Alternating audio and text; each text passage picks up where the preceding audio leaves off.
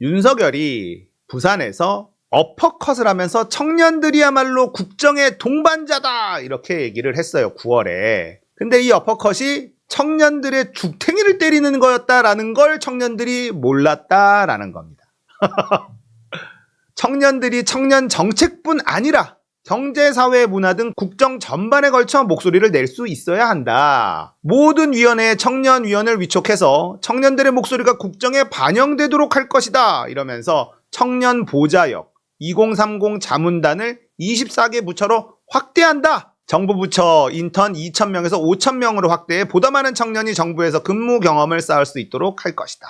부당한 기득권 카르텔 타파, 노사 법치의 확립, 공정하고 다양한 교육기회 보장, 글로벌 스탠다드 추구, 첨단 과학기술 분야의 국제협력, 미래세대 간의 국제교류 확대, 국제사회에 책임 있는 기여, 모두 우리 사회를 더 공정하고 풍요롭게 할 것이다. 좋은 말은 다 갖다 했네.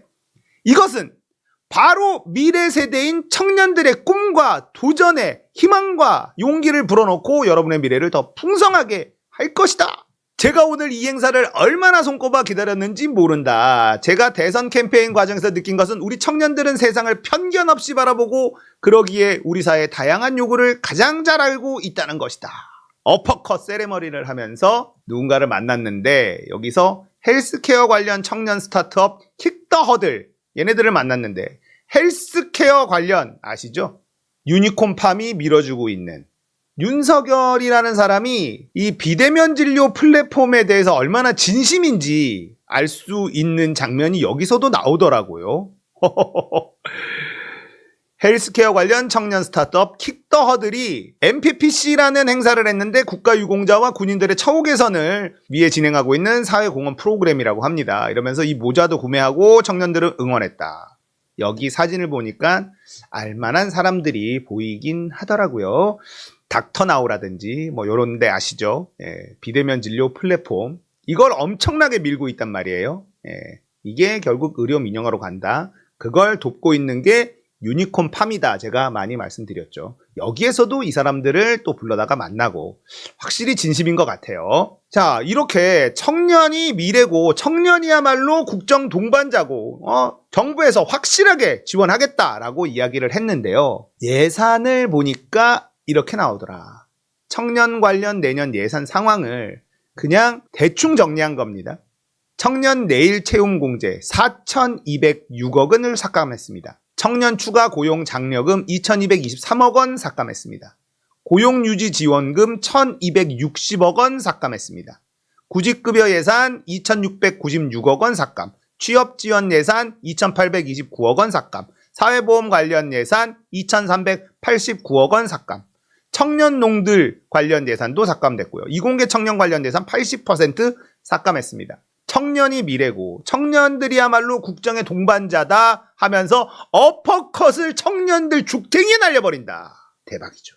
투표를 잘 하지 못하면 어떤 일이 벌어지는지 윤석열이 보여주고 있습니다. 자, 이것만 있는 게 아니라요. 성인 자녀, 형제 자매 탈락, 건보 피부양자 축소안 나왔다. 자, 이거는 청년들도 굉장히 심각한 사안이라고 볼 수 있고 노인분들도 굉장히 심각한 사안이라고 볼 수 있어요. 어떤 얘기가 나오냐면 건강보험 직장 가입자의 피부양자에서 성인 자녀, 형제 자매는 제외하는 안이 제시됐다는 겁니다.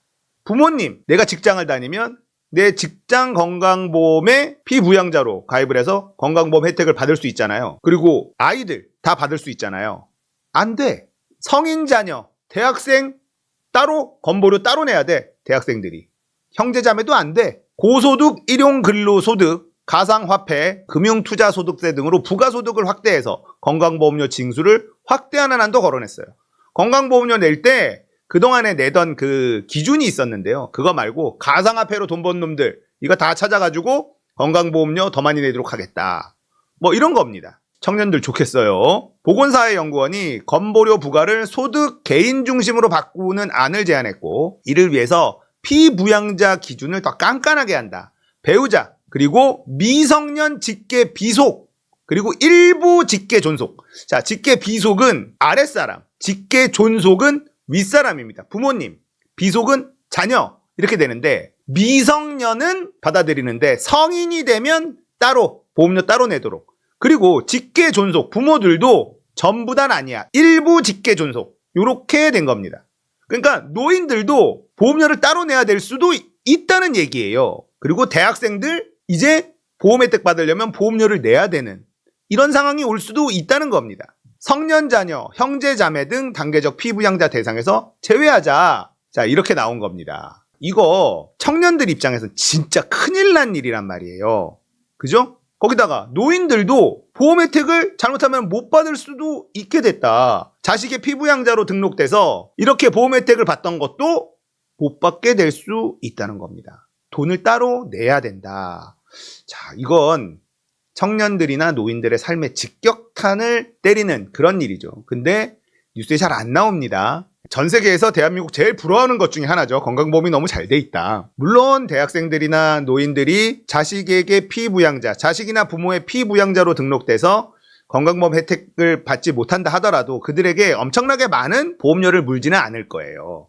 하지만 보험료를 따로 내야 된다는 것 자체가 지금 부담 아닙니까? 청년들이나 노인들에게는 그런 금액조차도 부담입니다. 그런데 그렇게 하겠다. 이런 계획을 지금 제안을 한 상황이란 말이죠. 자, 이게 어떻게 될까? 그런데 너무 걱정하시지는 않아도 된다라는 말씀을 좀 드리고 싶어요. 왜냐? 얘네들 게을러서 안 바꿉니다. 이걸 바꾼다고 해서 이 인간들에게 돌아가는 이익이 별로 없다. 욕은 먹고 이익은 없으면 던져놓고 흐지부지 이렇게 될 가능성이 높아요. 건강보험의 재정을 위해서 이렇게 한다고 하면 재정이 좋아지면 의료 수가를 만질 거냐? 그것도 쉽지 않을 것이다. 어쨌든 이런 제안이 나온다는 것 자체가 이 정부에서 나오는 것 아닙니까? 그러니까 이번 찍은 청년들이나 노인들 정신 좀 차렸으면 좋겠다. 이런 말씀을 드리고 싶어서 이 얘기 가져왔고요. 윤석열이 자신을 찍어준 계층에게 어퍼컷을 그냥 날리고 있잖아요. 이건 결국은 이번 총선에 크게 영향을 끼칠 것이다. 그런데 이런 행동을 지금 윤석열이 이것만 하고 있는 게 아니라는 거예요. 청년들, 노인분들 정신 좀 차리자.